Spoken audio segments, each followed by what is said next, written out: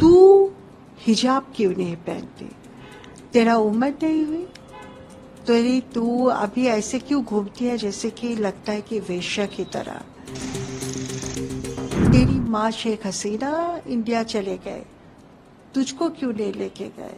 तेरे बाप मोदी तुझे बुलाया नहीं?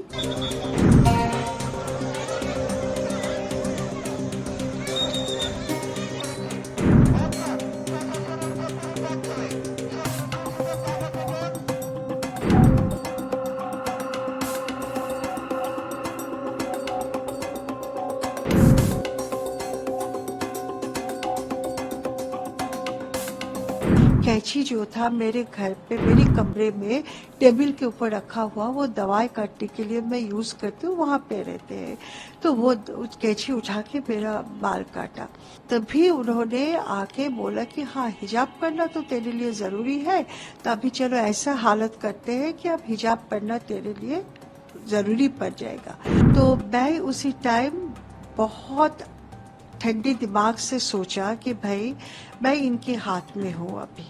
अभी इनके साथ लड़ाई करने का कोई फायदा नहीं। तो जो भी बोला मैंने उसी का उनके साथ बहुत अच्छी तरह से पेश आया। मैं बैठ के टीवी देख रही थी मेरे बेडरूम पे। वैसे अचानक वहाँ पे दो बंदे आए।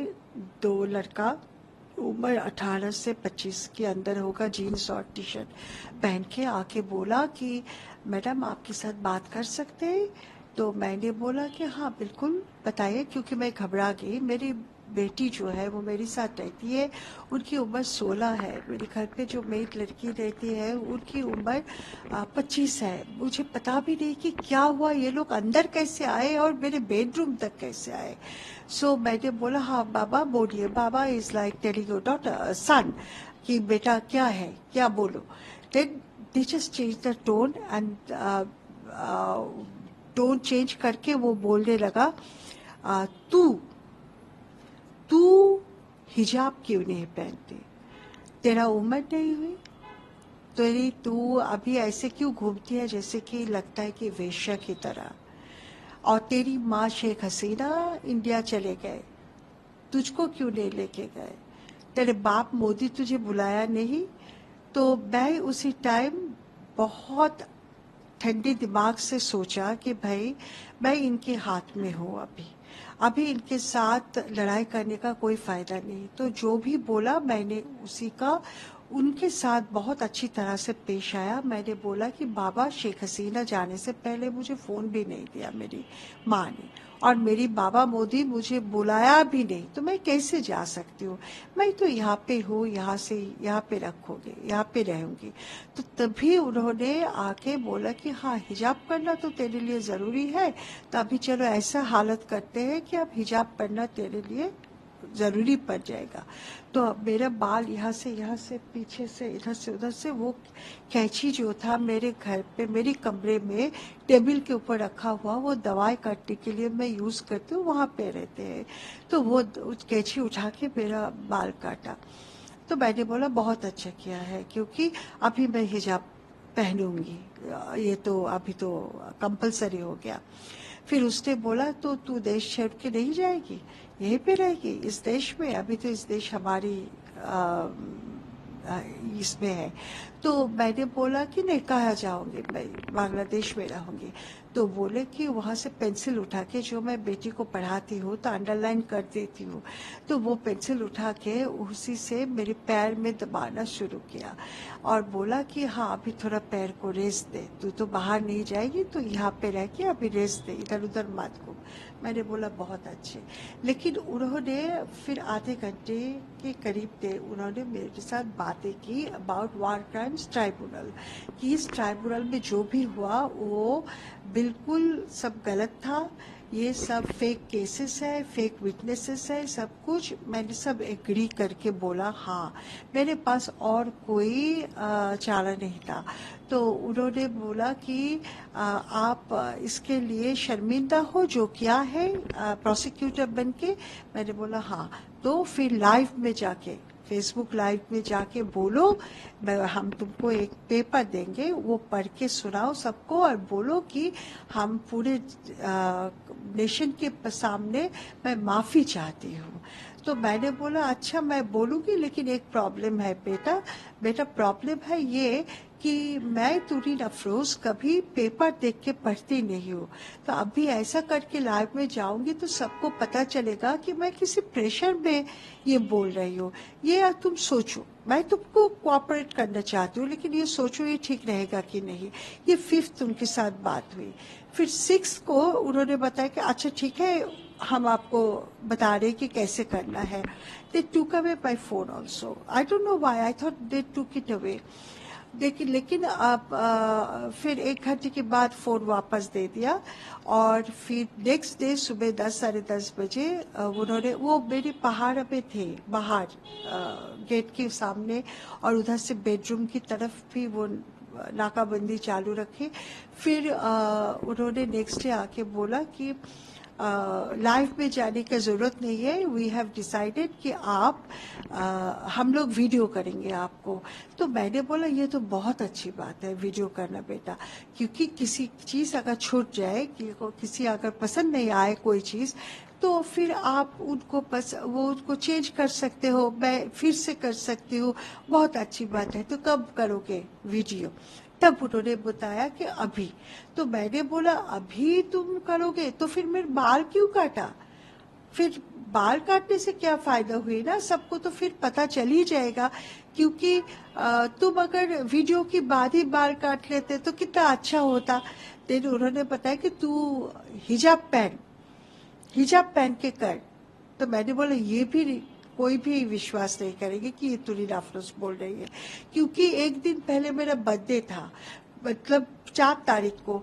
मैं अपने खोले बालों में पिक्चर लिया, वेस्टर्न ड्रेस पहन के पिक्चर लिया, ये सारी पिक्चर फेसबुक पे है। अभी 24 घंटा भी नहीं हुई शेख हसीना गए कि मैं हिजाब लेके बोल रही हूँ, मैंने भूल क्या है, people will not believe it. तो बोला ठीक है। कौन लोग थे? ये बहुत मुश्किल है बताना कि ये लोग कोई पॉलिटिकल पार्टी से है कि नहीं, क्योंकि उम्र पे जो देखता है नॉर्मल जीन्स टी शर्ट पहना हुआ लोग, और जो बाहर जो थे उनको चेहरा में नहीं देखा, लेकिन मेरी मैनेजर ने देखा। लेकिन उन्होंने बताया कि आपा की मैडम ये वैसे ही लोग हैं, मतलब डिफिकल्ट टू से कहाँ की है। फिर उन्होंने 7 तारीख को सुबह आके बोला कि वीडियो करेंगे। इसके बीच उन्होंने मुझे बोला कि ये बोलना है, स्क्रिप्ट ऐसा ऐसा है। मैंने बोला ठीक है मैं बात कर लूँगी, लेकिन मैं इसके अंदर कांटेक्ट किसी के साथ नहीं कर पा रही थी। तो मैंने एक बात दिमाग पे आया कि फ़ोन ले रहे, अभी फ़ोन भी आ रहे, मैं अटेंड करी हूँ। अगर मैं किसी को भी बताऊँ कि मैं इसी हालत में, कोई ना कोई अगर इसको पब्लिक कर देंगे तो वो लोग आके तो मार ही देंगे मुझे, बेटी को, मुझे। तो मैं क्या किया, मैं हिंदी में मेरे फ्रेंड्स को, इंडियन क्लासमेट्स को, वो जहाँ बहुत अच्छे अच्छे पोजीशन में है पूरी दुनिया में, इंडिया में भी और दुनिया बाकी देशों में। कैसे आपके दोस्त इंडियन कैसे हैं? मैंने लेडी श्री राम कॉलेज से इकोनॉमिक्स ऑनर्स की है, और मैं दिल्ली स्कूल ऑफ इकोनॉमिक्स से मास्टर्स की हुई हूँ। सो 5 साल मैंने इंडियन गवर्नमेंट स्कॉलरशिप ICCR लेके पढ़ाई की इंडिया में। मेरे फ्रेंड्स बहुत अच्छे जगह पे है। मेरे क्लासमेट 5 साल की गीता गोपीनाथ भी है, वो अभी IMF का एडवाइज़र है। सो मेरे जो ग्रुप है वहाँ पे मैंने जस्ट वैसे लिखा, this is the problem, please Hindi में बातें करें मेरे साथ। और फिर मेरे साथ ऐसा जो भी हो रहा है उनको बताया, और फिर मैंने डिलीट कर दिया। तो somehow they were trying to reach to Mr. Walker, and 6 तारीख रात को उन्होंने कांटेक्ट किया है। तो Mr. Walker has said, as I was told, he needs 24 hours, उससे पहले कुछ नहीं। Who is the chief, army chief? So he said like 24 hours we cannot do anything. So वो मुझे बताया गया कि तुरीन तुम बस उनके साथ जो भी बोले रूट मत हो, जस्ट बातें करते रहो ऐसे। तो 7 तारीख को जब 24 आवर्स की, जैसे कि करीब 7 तारीख रात तक, 7 तारीख सुबह वो लोग 2 बच्चे आए, फिर बोले कि तू अभी वीडियो आ रहे करने के लिए 1:30 बजे। तो I said what time actually, keep me 1 hour time, मुझे साड़ी पहनना है, फिर साड़ी ठीक तरह से कवर करके। तो बोले कहा विल गिव यू 1 आवर। उसके बाद उन्होंने somebody contacted my manager also and they said they are coming, but on that day 7th को रात 10:30 तक हमने वेट किया लेकिन आए नहीं। बट देयर वाज, वहाँ पे बाहर वो बंदे खड़े थे, बाहर जाने का कोई जगह नहीं था। हमने सोचा भी लेकिन वो रिस्क नहीं लेना चाहती थी। मेरे साथ मेरी बच्ची थी और इस बिल्डिंग में 2 हिंदू परिवार रहते हैं, एक तो इंडियन फैमिली है। तो सबको लेकर मैंने सोचा कि भाई अपने घर में रहो, देखते हैं क्या है। 7 तारीख को जब यहाँ पे अनाउंसमेंट होने लगा कि Uttara sector 3 has been attacked by the robbers, जो ऐसे रॉबरी हो रहे, तब मैंने बाहर जाते हुए, जब बाहर आते हुए देखा लोगों को, तब मैंने मेरे बालकनी में जाके बोलने लगा कि भाई तुम लोग हो, मैं यहाँ पे हूँ, नहीं बता सकते कि कौन है जो बाहर है, वो भी कौन है। सो मैं ऐसे बोला कि कम से कम रास्ते में तो कोई बंदा घूम रहे है कि जो हमारी सुरक्षा के लिए घूम रहे है।